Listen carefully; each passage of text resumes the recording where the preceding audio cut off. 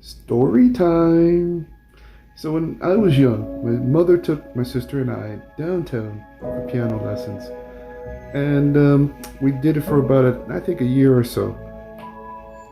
I've had some piano rehearsals that were very encouraging to continue to work on practicing the piano before we had to give it up. And I gave up piano for a good number of years after that. Okay, fast forward a couple years later now.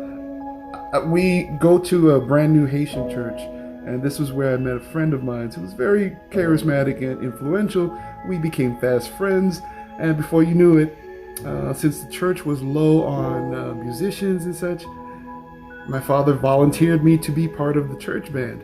But through that was where I met other friends, and we started forming our own little group, trying to be the next new addition, you know?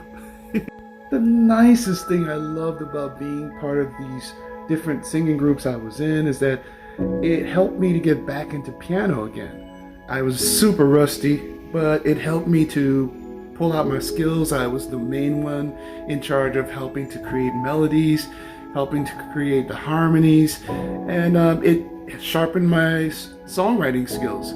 And being with friends was able to help me be sociable, help me learn how to get out in the world and how to share my talent with others.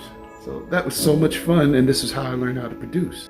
But still, the one thing that was always out of reach was that elusive opportunity to be able to be seen and be heard doing what I do. You all have to understand that during my time of growing up, it was not possible to get your work out there easily. You had to be signed to a record deal. You had to have people to back you up and promote you. But then the advent of self-distribution like CD Baby, DistroKid, and other services, that made something I thought impossible possible. To have something that I created to be heard, to be out there, to open doors for me and possibly get discovered. So that's why it means a whole lot to me, your support. Please go to my music page on Bandcamp. I really do appreciate what you do, because that's all I got.